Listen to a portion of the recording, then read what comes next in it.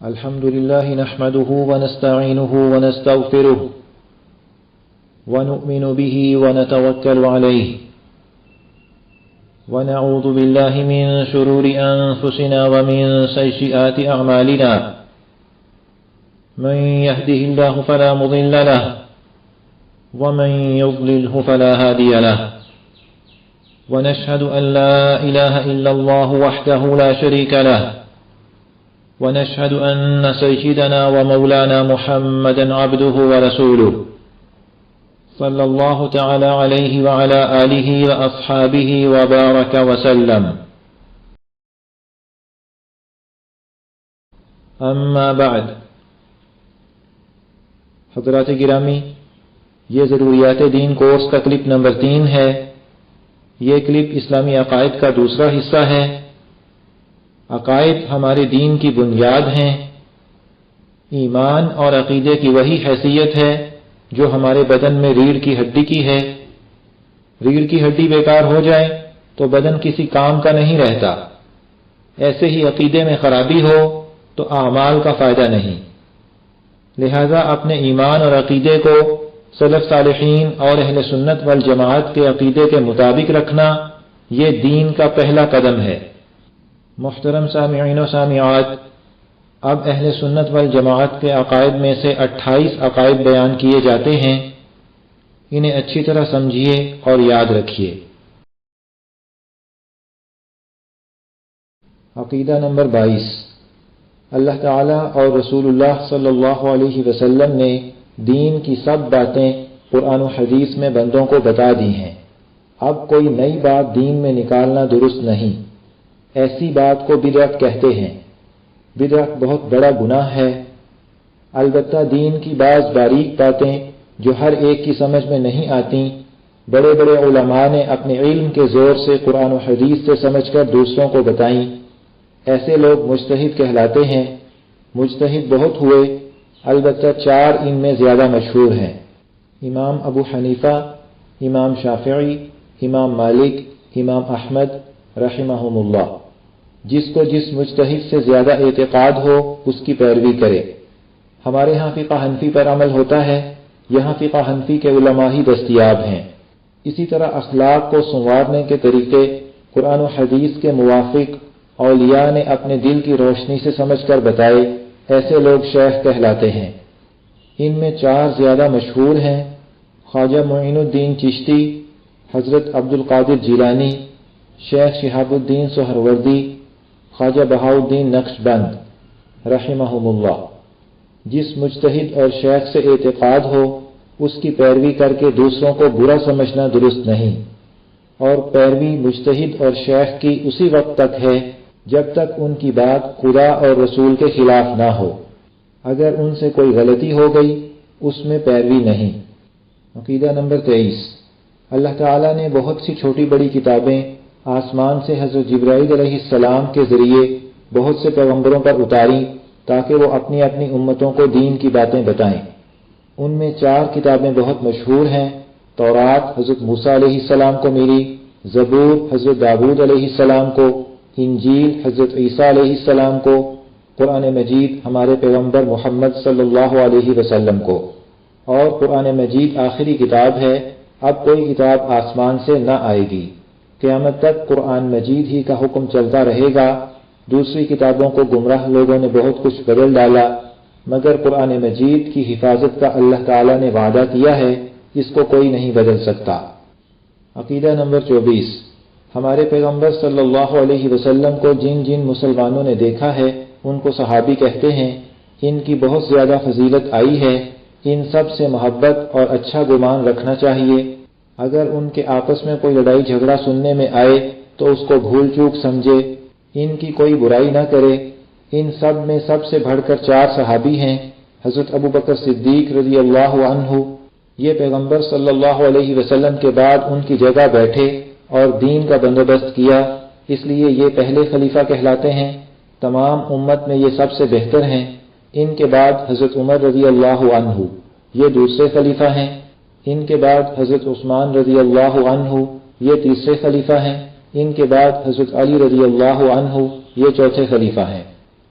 عقیدہ نمبر 25، صحابی کا اتنا بڑا رتبہ ہے کہ بڑے سے بڑا ولی بھی ادنا درجے کے صحابی کے برابر مرتبے میں نہیں پہنچ سکتا۔ عقیدہ نمبر 26، نبی اکرم صلی اللہ علیہ وسلم کی اولاد اور بیویاں سب تعظیم کے لائق ہیں، اور اولاد میں سب سے بڑا رتبہ حضرت فاطمہ رضی اللہ تعالی عنہا کا ہے، اور بیویوں میں حضرت خدیجہ اور حضرت عائشہ رضی اللہ تعالی عنہما کا۔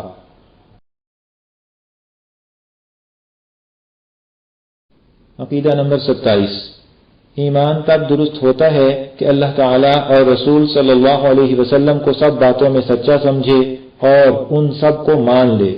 اللہ تعالیٰ اور رسول اللہ صلی اللہ علیہ وسلم کی کسی بات میں شک کرنا یا اس کو جھٹلانا یا اس میں عیب نکالنا یا اس کا مذاق اڑانا، ان سب باتوں سے ایمان جاتا رہتا ہے۔ عقیدہ نمبر 28، قرآن مجید اور حدیث شریف کے کھلے کھلے مطلب کو نہ ماننا اور اینچ پینچ کر کے اپنے مطلب بنانے کو مانا گھڑنا بددینی کی بات ہے۔ عقیدہ نمبر 29، گناہ کو حلال سمجھنے سے ایمان جاتا رہتا ہے۔ عقیدہ نمبر 30، گناہ چاہے جتنا بڑا ہو جب تک اس کو برا سمجھتا رہے ایمان نہیں جاتا، البتہ کمزور ہو جاتا ہے۔ عقیدہ نمبر 31، اللہ تعالیٰ سے نڈر ہو جانا یا نا امید ہو جانا کفر ہے۔ عقیدہ نمبر 32، کسی سے غیب کی باتیں پوچھنا اور اس کا یقین کر لینا کفر ہے۔ عقیدہ نمبر 33، غیب کا حال سوائے اللہ تعالیٰ کے کوئی نہیں جانتا، البتہ نبیوں کو وحی سے اور ولیوں کو کشف اور الہام سے اور عام لوگوں کو نشانیوں سے بعض باتیں معلوم بھی ہو جاتی ہیں۔ عقیدہ نمبر 34، کسی کا نام لے کر لعنت کرنا بڑا گناہ ہے۔ ہاں یوں کہہ سکتے ہیں کہ ظالموں پر لعنت، جھوٹوں پر لعنت، مگر جن کا نام لے کر اللہ تعالیٰ اور رسول اللہ صلی اللہ علیہ وسلم نے لعنت کی ہے ان کو ملعون کہنا گناہ نہیں۔ عقیدہ نمبر 35، جب آدمی فوت ہو جاتا ہے تو اگر دفنایا جائے تو دفنانے کے بعد، اور اگر نہ دفنایا جائے تو جس حال میں ہو اس کے پاس دو فرشتے جن میں سے ایک کو منکر دوسرے کو نکیر کہتے ہیں، آ کر پوچھتے ہیں کہ تیرا رب کون ہے، تیرا دین کیا ہے۔ حضرت محمد رسول اللہ صلی اللہ علیہ وسلم کو پوچھتے ہیں کہ یہ کون ہے۔ اگر مردہ ایماندار ہوا تو ٹھیک ٹھیک جواب دیتا ہے، پھر اس کے لیے سب طرح کا چین ہے، جنت کی طرف کھڑکی کھول دیتے ہیں جس سے ٹھنڈی ٹھنڈی ہوا اور خوشبو آتی رہتی ہے اور وہ مزے میں پڑ کر سو رہتا ہے۔ اور اگر مردہ ایماندار نہ ہوا تو وہ سب باتوں میں یہی کہتا ہے کہ مجھے کچھ خبر نہیں، پھر اس پر بڑی سختی اور عذاب قیامت تک ہوتا رہتا ہے۔ اور بعض لوگوں کو اللہ تعالیٰ اس امتحان سے معاف کر دیتا ہے، مگر یہ سب باتیں مردہ کو معلوم ہوتی ہیں، ہم لوگ نہیں دیکھتے۔ جیسے سوتا آدمی خواب میں سب کچھ دیکھتا ہے اور جاگتا آدمی اس کے پاس بے خبر بیٹھا رہتا ہے۔ عقیدہ نمبر 36، مرنے کے بعد ہر روز صبح اور شام کے وقت مردے کا جو ٹھکانہ ہے دکھایا جاتا ہے، جنتی کو جنت دکھا کر خوشخبری دی جاتی ہے اور دوزخی کو دوزخ دکھا کر حسرت بڑھائی جاتی ہے۔ عقیدہ نمبر 37، مردے کے لیے دعا کرنے سے، کچھ صدقہ و خیرات دے کر بخشنے سے اس کو ثواب پہنچتا ہے اور اس سے اس کو بڑا فائدہ ہوتا ہے۔ عقیدہ نمبر 38، اللہ تعالیٰ اور رسول اللہ صلی اللہ علیہ وسلم نے جتنی نشانیاں قیامت کی بتائی ہیں سب ضرور ہونے والی ہیں۔ حضرت مہدی علیہ رضوان ظاہر ہوں گے اور خوب انصاف سے حکومت کریں گے، کانا دجال نکلے گا اور دنیا میں بہت فساد مچائے گا۔ اس کو مارنے کے واسطے حضرت عیسیٰ علیہ السلام آسمان پر سے اتریں گے اور اس کو مار ڈالیں گے۔ یاجوج ماجوج بڑے زبردست لوگ ہیں، وہ تمام زمین پر پھیل پڑیں گے اور بڑا ادھم مچائیں گے، پھر اللہ کے قہر سے ہلاک ہوں گے۔ ایک عجیب طرح کا جانور زمین سے نکلے گا اور آدمیوں سے باتیں کرے گا۔ مغرب کی طرف سے سورج نکلے گا، قرآن مجید اٹھ جائے گا اور تھوڑے دنوں میں سارے مسلمان فوت ہو جائیں گے اور تمام دنیا کافروں سے بھر جائے گی، اور اس کے سوا اور بہت سی باتیں ہوں گی۔ عقیدہ نمبر 39، جب ساری نشانیاں پوری ہو جائیں گی تو قیامت کا سامان شروع ہوگا۔ حضرت اسرافیل علیہ السلام اللہ کے حکم سے سور پھونکیں گے۔ یہ سور ایک بہت بڑی چیز سینگ کی شکل پر ہے۔ اس سور کے پھونکنے سے تمام زمین و آسمان پھٹ کر ٹکڑے ٹکڑے ہو جائیں گے، تمام مخلوقات مر جائیں گی، اور جو مر چکے ہیں ان کی روحیں بے ہوش ہو جائیں گی، مگر اللہ تعالیٰ کو جن کا بچانا منظور ہے وہ اپنے حال پر رہیں گے، ایک مدت اسی کیفیت پر گزر جائے گی۔ عقیدہ نمبر 40، پھر جب اللہ تعالیٰ کو منظور ہوگا کہ تمام عالم پھر پیدا ہو جائے تو دوسری بار پھر سور پھونکا جائے گا، اس سے پھر سارا عالم پیدا ہو جائے گا، مردے زندہ ہو جائیں گے اور قیامت کے میدان میں سب اکٹھے ہوں گے، اور وہاں کی تکلیفوں سے گھبرا کر سب لوگ پیغمبروں کے پاس سفارش کرانے جائیں گے۔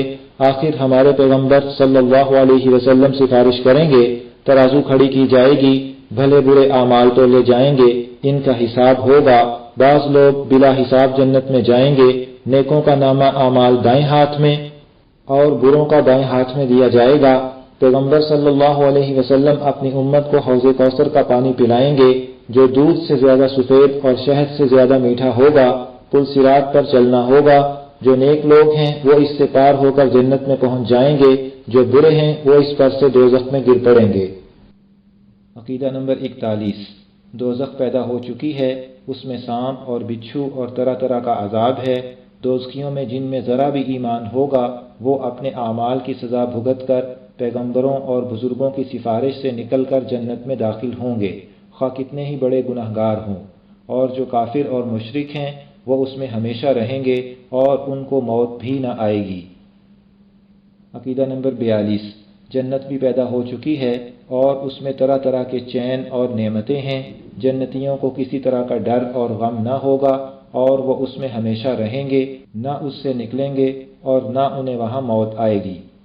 عقیدہ نمبر 43، اللہ تعالیٰ کو اختیار ہے کہ چھوٹے گناہ پر سزا دے دے یا بڑے گناہ کو اپنی مہربانی سے معاف کر دے اور اس پر بالکل سزا نہ دے۔ عقیدہ نمبر 44، شرک اور کفر کا گناہ اللہ تعالیٰ کبھی کسی کو معاف نہیں کرتا اور اس کے سوا اور گناہ جس کو چاہے گا اپنی مہربانی سے معاف کر دے گا۔ عقیدہ نمبر 45، جن لوگوں کا نام لے کر اللہ تعالیٰ اور رسول اللہ صلی اللہ علیہ وسلم نے جنتی ہونا بتا دیا ہے، ان کے سوا کسی اور کے جنتی ہونے کا یقینی حکم نہیں لگا سکتے، البتہ اچھی نشانیاں دیکھ کر اچھا گمان رکھنا اور اس کی رحمت سے امید رکھنا ضروری ہے۔ عقیدہ نمبر 46، جنت میں سب سے بڑی نعمت اللہ تعالیٰ کا دیدار ہے، جو جنتیوں کو نصیب ہوگا اس کی لذت میں تمام نعمتیں بے حیثیت معلوم ہوں گی۔ عقیدہ نمبر 47، دنیا میں جاگتے ہوئے اللہ تعالیٰ کو ان آنکھوں سے کسی نے نہیں دیکھا اور نہ کوئی دیکھ سکتا ہے۔ عقیدہ نمبر 48، عمر بھر کوئی کیسا ہی بھلا برا ہو مگر جس حالت میں خاتمہ ہوتا ہے اسی کے موافق اس کو اچھا برا بدلہ ملتا ہے۔ عقیدہ نمبر 49، آدمی عمر بھر میں جب کبھی توبہ کرے یا مسلمان ہو اللہ تعالیٰ کے یہاں مقبول ہے، البتہ مرتے وقت جب دم ٹوٹنے لگے اور عذاب کے فرشتے دکھائی دینے لگیں اس وقت نہ توبہ قبول ہوتی ہے اور نہ ایمان۔ حضرات گرامی، یہاں پر ضروریات دین کورس کا کلپ نمبر 3 مکمل ہوا۔ انشاءاللہ تعالی کلپ نمبر 4 کا موضوع ہوگا اللہ تعالیٰ کے قرب کا معیار تقویٰ ہے۔ اللہ تعالیٰ سے دعا ہے کہ ہمیں صحیح عقائد پر قائم رہنے کی توفیق دیں، آمین۔